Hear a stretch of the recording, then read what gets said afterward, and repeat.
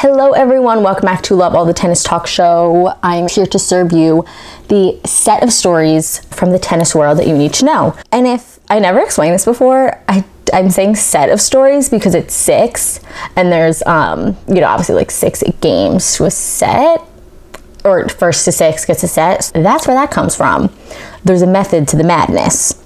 Okay, so there wasn't that much news or juicy current events or stories this past week, but I picked some diamonds out of the rough. So first story, everyone knows Roger Federer is out for the next few months with a knee surgery, or like arthroscopic, which I think means they just go in with like a scope of some sort and try to be as minimally invasive as possible, which is good. Okay, I tried to look for a story that didn't just explain his surgery, but what will happen to his ranking and everything else. So, the sad news for Federer fans, and indeed tennis fans in general, means he will miss out on multiple events of the ATP Tour. Unfortunately, he will miss the entire clay court season, including the French Open. But didn't he only play the French Open? Like, that was like literally the only clay thing he did anyway, so... In his statement, Roger said that he was struggling with his right knee for a while. After consulting with his team and some doctors, he opted to have arthroscopic surgery to rectify the issue. So he just announced it after he already had it. As a result, I will unfortunately have to miss Dubai, Indian Wells, but go to Miami and the French Open. I can't wait to be back playing again soon. See you on grass. I mean, my personal thoughts that no one asked for is that he doesn't really care about his ranking. He really doesn't care about anything other than winning a few more Grand Slams. Wimbledon for sure. And like, yeah, maybe a few more and then retiring. So I think that he's going to come back, literally start playing on grass as soon as he comes back and starts playing, because he wants to win Wimbledon. And he's 38. Wimbledon is his favorite, I think. I think it's a lot of people's favorite. Even though I love Djokovic, I would let him win Wimbledon. But nonetheless, how will the setback affect Roger Federer and his ATP ranking? This article goes on to say him missing out on the tennis season is a rare sight. So this article kind of surmises, I guess they do the math, and they say when he comes back to the grass season, taking into consideration the top 10 standings currently, his rank will fall somewhere between the 7th and 9th position. A sharp drop, but not enough to fall out of the top 10. Yeah, I really think that he does not really care that much. Like, I don't think realistically, I don't know if he could be number 1 in the world again.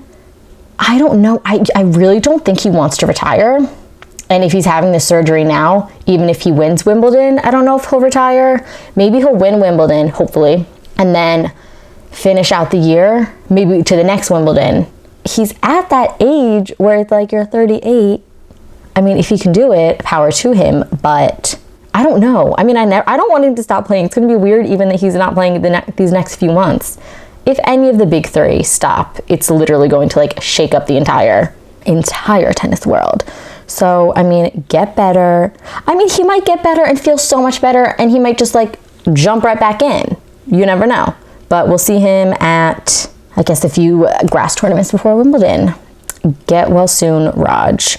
Okay, the second story was about, it just caught my eye because I like totally agree. I didn't actually know who this player was, and I might be saying his name wrong. 20-year-old rising French tennis player Corentin Moutet, okay, we'll work on that, says he's not using the Twitter social media platform anymore as he finds that there's too much negativity on the platform, according to Yahoo Sports.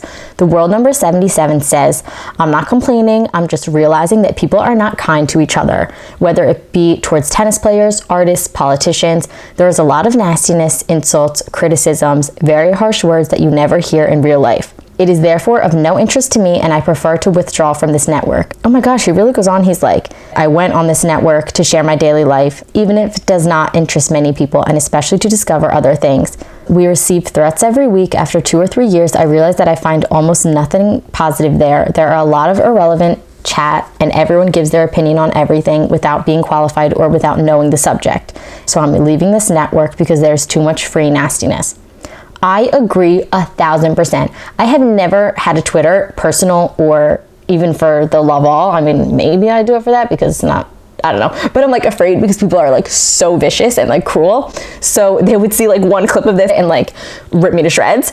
So I just never really subjected myself to that. And I totally see where he's coming from. I listened to this other podcast, and the hosts of that always say that they hate Twitter, and they're like, people come out from like the depths of hell to write something on Twitter. For some reason, like on Instagram, I think people can still be mean, but it's not as like vicious. It is so crazy the things that people just go out and say on Twitter. And yeah, he's right. Like everyone just gives their opinion. Like no one asked. I mean, is anyone asking me to give my opinion for this? No, but just like, really, we need to go back to the basics. Like, if you have nothing nice to say, don't say anything at all. It's different if you're playing a little joke, like, I don't know, but then when you actually are threatening people, that is different. I don't know. I'm not a Twitter fan per se. If it's just giving you negativity, cut it out. And if you don't have to see it, out of sight, out of mind, really good for you. Third story is kind of a follow-up of a story that I never actually reported on, kind of slipped through the cracks, of the WTA allowing coaches to coach from the stands. So Tour has begun its trial of coaching from the stands at the Dubai Duty-Free Tennis Championships this week. And while some coaches have welcomed the move, others have not been in favor of the same. Thomas Jouet, the coach of Chinese tennis player, I do not know how to say her first name, so I'm just going to say her last name, Wang, who defeated Serena Williams at the Australian Open last month, says he believes coaching before the stands is good for the coaching from the stands. Don't know where before came from. Coaching from the stands is good for the game. We are much more liberated. We are no longer an outlaw, and we no longer play hide and seek with the referee. Play hide and seek? So you were illegally coaching. Okay. I mean, I think they all were. All sports have their coach. In football, the coach talks to the players who are running behind the ball. In cycling, they have earpieces. It's exactly the same principle. However, Bertrand Paré, all these French names, the French coach of Taiwan, Su Wei Hsei, I'm sorry about my pronunciation, is not in favor of the idea, saying, I don't like that the players are now considered as robots to tell them do this or that. I think that they should be left to play a little, let them express themselves. What makes a champion is the ability to make the right decision at the right time. I honestly agree with that, and I am more on the side of no coaching, I think, because everyone is good at tennis. That's a professional tennis player. Everyone can hit like all the strokes like very well. So it's really a lot of mental, where you can be sitting there and like someone who's more mentally strong is going to win because they can think more clearly in their head, gather their emotions, and make a play that they like come up with. It's like you have to practice mentally as much as you have to like physically practice. I think that's like a huge thing that tennis players have to work on. And so if you just have someone like you look over and they're like, hey, like signals, it's like, oh, okay, you're going to depend on them so much, I feel like, and then when they're not there, it's going to be, I don't know. And then what happens when the coach says something and you don't really think that you should do that, or you don't feel comfortable doing that, then what are you going to say? No? They're like right there, they're going to yell at you when you get done. It's opening up a can of worms, a recipe for disaster. Also, what this Pauline Parmentier said, she's happy about the trial, but adds that the coaches should not go over the top. I hope that the coaches will stay in their place and that it will not overflow. It must remain framed, and the coaches must not start to get up and talk loud. That's the only thing that scares me a little. I mean, yes, if like they're gonna have to have their own language of like signs, not sign language, but like another. Is there different sign languages for different languages? Anyway, whatever language in which they speak, and I guess it might not even matter, they're going to have to do signals because you're not going to scream from the stands. The only thing is, they said that everyone's doing it anyway. We know about Serena and her coach last year at the at the US Open, 2 years ago. That was wild. Another thing that can happen is they're going to put the cameras on the coaches, and then they're going to realize what they're saying and their signs, and it's not going to be a secret anymore, people. So I don't know. This is just, I am excited to see how it plays out, but it's definitely going to be interesting. And I don't think that, I read something else that said the ATP is like not interested. They're very like much more traditional, but you never know. Okay, this next story was crazy. I hate tennis with all my heart. Kazakh star Alexander Bublik reveals he only plays for the money. Kazakh tennis ace Alexander Bublik has made a shocking confession during the Open 13 tournament in France, revealing that he hates the sport. Speaking to French newspaper L'Equipe, the 22-year-old says he only plays tennis for financial reasons, admitting that he would retire if he earned enough prize money. Quote, "To be honest, I don't see something positive in being a tennis player. I only play for money. If there was no money, I would stop playing tennis instantly. I haven't earned enough money, otherwise I would have already retired. I have 7 tattoos and each has a particular meaning in my life. The one I have associated tennis is a skeleton that has a tennis ball in its hand. It jogs my memory that I should endure this sport every single day." Okay. I mean, to be completely honest, I see 2 sides to this. One, I'm like, how could he even say that? Like, get your negativity and get that out. No one wants you here.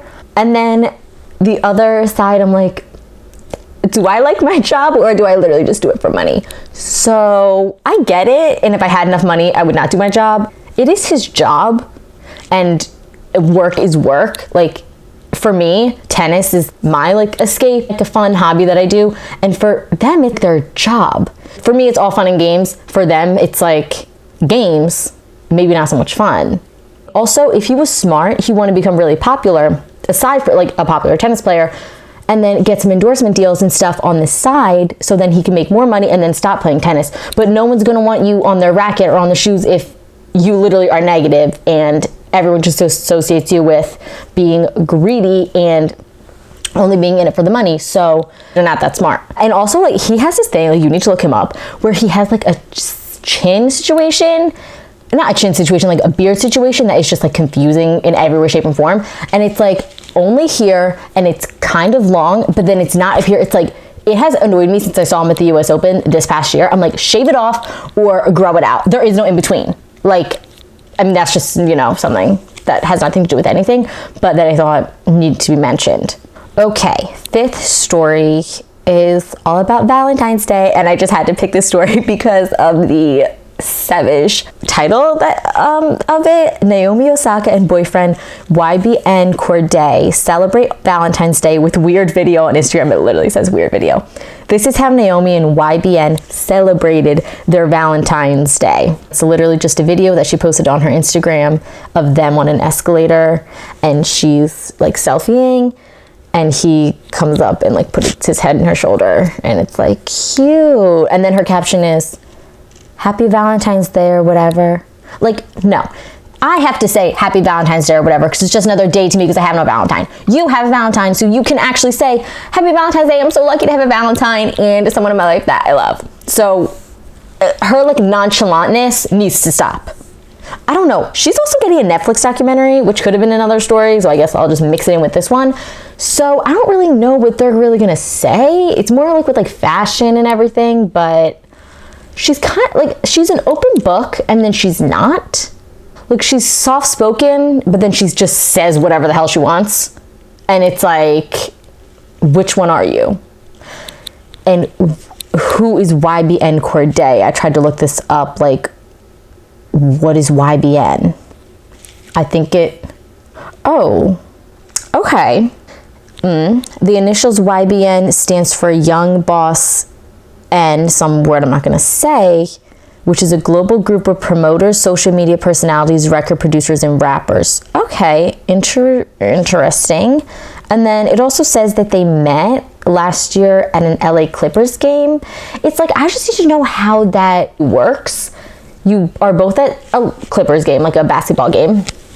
Do you like spot each other from the room? Was there eye contact, a flirtation, or like, when you're that famous, you can just like be like, "Who's that?" And your manager will like set it up for you. Like, imagine, like, did she DM him and then they started a conversation? Like, how does one start dating after not knowing each other and meeting at a basketball game? How does that really evolve? If it's that easy, I'll just go to basketball games. I mean, they seem happy together. Good for them. Yeah, the Valentine's Day posts were like a plenty with the tennis people. I was like, I could barely go on my regular Instagram because everyone being couples. And then I'm trying to go on the Love All Instagram. And you know me, I posted love means nothing to a tennis player, like aka me. then I see the couples there too. Zverev, Alexander Zverev, or Sasha, they don't get that whole nickname situation, and his girlfriend, they're posting each other all the time. Like, what is it about this girl? He had another girlfriend a few years ago, Olga, I think, or something, and like, he didn't post about her nearly as much. I'm like, what is with the PDA? She's forcing him, I bet. She probably did it, because that's what like every girlfriends do for their boyfriends. They literally get their phones and they're like, you're posting this, caption, and they do it for them. That makes sense. And I think this girl's like a social media, she's like a model, obviously. So they all are like social media influencers. And so, yeah, it probably is just her. And Olga, his ex-girlfriend, probably respected the fact that they wanted to keep their relationship private and did not force him to Instagram so much. But then it also makes it confusing, because people that don't post, you don't know their actual relationship status, like Denis Shapovalov and his, oh my gosh, his girlfriend was like Miriam, I think, but had a J, a Swedish tennis player. And they were like, since Paris last year, dating, I guess. And I don't think that I saw, hold on, I don't think that I saw an Instagram from him for Valentine's. And I was just like, you know, keeping my eyes and ears open, because there's just something about him. His one and only was in November. Oh no, his last post, she commented fire heart. They're together. But like, you know, I appreciate that. You don't need to rub it in my face. You have Valentine. Happy for them. I guess that answers that question. Maybe he made a story and I missed it. But yeah, he just has like some swag about him. Like, I don't know. Even though he's a few years younger than me, I'm like, Denis Shapovalov can like get it. Which really brings me into my next story about my actual boyfriend, Vasek Pospisil, who I've never met. Vasek Pospisil returned to form after back surgery. I reported on him a few episodes ago, just because like he is bae. The 2014 Wimbledon doubles champion and former number 25 in singles, Vasek Pospisil, was forced to undergo back surgery in January last year. It was determined by the doctors that this was the best method to repair his herniated disc. The operation was successful, and it turns out he came back stronger than expected, maybe stronger than ever. Yes! It wasn't until October when Pospisil's comeback really kicked off. The Canadian had to qualify for the Shanghai Masters and stormed through Adrian Manarino, Marcel Granollers, Diego Schwartzman, and Zhao Souza without losing a single set. So basically, like, he has been straight up climbing the ranks, winning these tournaments. He is really taking the tour by storm. And I just have to say that me and my friends that met him 5 years ago never forgot him.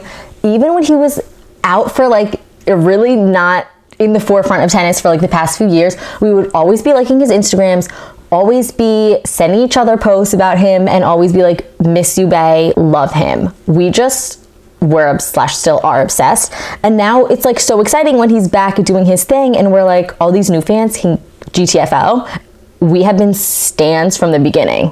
And that's just that. And the maple syrup thing, which really took the world by storm, the internet by storm, of him like drinking maple syrup during his changeover, because he said, I guess he forgot power chews, or like, you know, they had those electrolyte things, boosters. That was just so smart of him. He is so intelligent. What an intellect. He's really bringing it full circle with his Canadian roots. For that, he's just the whole package. He didn't post anything about anyone on Valentine's Day, and like, weirdly enough, and neither did I. Should we date? Okay, that is it for my 6 tennis, the set of stories for this week. Sorry, it was kind of quick, but I had to just bang it out. I have then for my ins, in is just Canadians. Chapo, Felix, oh my gosh, Auger Aliassime, I think his last name is, and Pospisil and Raonic. The Canadians are like sweeping out the other nations, I think, the men's at least. And so I'm just like, good for them. Do I need to go to Canada? I think I should. It was always weird, like growing up, you always thought that Canada was just like, I mean, in America for me, it was like Canada is like just the same as America, but they're not. Like Justin Bieber's from Canada. It's like, okay, like I honestly think of him as being American. There's a whole, you know, the movie The Proposal, where Sandra Bullock is like, her character is going to be deported or something because she needs to get married. And so she like makes her assistant marry her, and they like try to, whatever. That's the whole movie. So good, you should see it. And she's like, deported, I'm from Canada. Like, it literally, it's like the same thing, low-key, but then it's really not. So it's very, I mean, like, it is, but it isn't. I mean, it is not. And so I was like, there's no need for me to visit this place. It's just like any other place. But, you know, I've really heard good things, and, you know, and I really should get to know the culture of my better half one day. So then my outs. Okay, I have not reported on this yet because I really didn't want it to be true, but I think it's safe to say that Dominic Thiem and Kristina Mladenovic, Kiki, have broken up, and this is just devastating. They were like the most underrated like power couple, I think, in tennis. They were so not annoying on Instagram, Zverev and your model girlfriend. They were just so supportive of each other. It was just like a little Instagram story like, yes, bae, or a post, and it wasn't them like dressed to the nines at an event, like, or trying to be like a model. It was literally them just like at dinner, being like, at dinner with my love, like, love that. And then they just didn't say anything, not that they should have to, and quietly disappeared into the night, and we have not seen an Instagram post or story about either of them. It's just sad. Like, on the one hand, it's so annoying when people post an entire paragraph on Instagram that they broke up. Like, we are taking different steps in life and we have decided to. It's like, I don't need a press conference on your breakup. Like, no, thank you. But then I'm also like nosy and I need to know everything. But then it's just nice when they just kind of under the radar kind of break up. Do I want you to be together? Yes. Do I think anyone else could... I mean, would I love Thiem to be my boyfriend? Sure. If he asked, who am I to say no? But I just think that they were very good and supportive, and like, I really wonder what happened. I kind of reported on this on my Instagram, and a fan / listener was commenting and giving me the inside scoop, and she's like, she blocked everyone in his family on Instagram and all this. So I'm like, I don't know if he did the breaking up or she did. But again, I'm okay. I don't need to know, and I respect your privacy, but also if anyone else knows, DM me on Instagram. I'm nosy. And that's all there is for today. Sorry, it was a little shorter than usual. Oh, also, if you're listening, nothing to see here. But if you're watching, you might have noticed new studio. And by studio, I mean, I just moved from my house into an apartment with my friend. So this is the sitch now. I will probably go back home because I don't live that far away once in a while and record an episode because, you know, we love to have the mother come in and delve into her thoughts. So it's, yeah. Also, if you are enjoying this, please rate it, subscribe if you watch on YouTube, and rate it on the podcast app. If you're not liking this, don't rate it. But if you have some constructive criticism, you can just give it like a 5-star rating, but then do the constructive criticism with you can do a positive, then a constructive criticism, and then a positive to end it out. It's a positive sandwich. That way I won't cry. Okay. Thanks again, everyone, for tuning in, and see you next time.